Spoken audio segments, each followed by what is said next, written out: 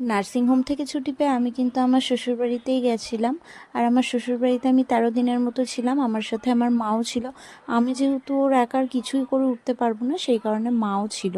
তো আজকে যাব বাপের বাড়িতে। সকালবেলা এখানে মা ওকে একটু উষ্ণ গরম জলে স্নান করাচ্ছিল। আর রিশু কিন্তু ওর স্নানটাকে ভীষণভাবে এনজয় করছিল। ওর গায়ে যখন জলটা দেওয়া হচ্ছিল না, ও একদম কাঁদছিল না, আর মনে হচ্ছিল ভীষণ রিল্যাক্স ফিল করছে। তো যাই হোক, এই হলো আমার বর্তমান ঘরের অবস্থা। প্রত্যেকটা নিউ মমদের ঘরের অবস্থা বোধহয় এখন এইরকমই হয়। আর ভীষণ মিস করবো এই ঘরটাকে। 3 মাস, 3 মাসের জন্য বাপের বাড়িতে যাচ্ছি। আর এই যে এখানে একটা পাতলা কুর্তি পরে রেডি হয়ে গেছি, যেহেতু গাড়ি করেই যাব। আর ভিডিও করতে পারিনি যেহেতু ভীষণ গরম ছিল। আর এই যে বাড়িতেও চলে এসেছি। আর বাড়িতে আসার পর ওকে বৌদি ধান দুর্ব দিয়ে আশীর্বাদ করে ঘরে নিচ্ছিল। আর রিশু যেহেতু এখন একদমই ছোট, আমি ওকে নিয়ে কোনো ভিডিও করতে পারবো না। তো ও একটু বড় হলে আমি কিন্তু তোমাদের সঙ্গে ডেইলি ভিডিও শেয়ার করার চেষ্টা করব।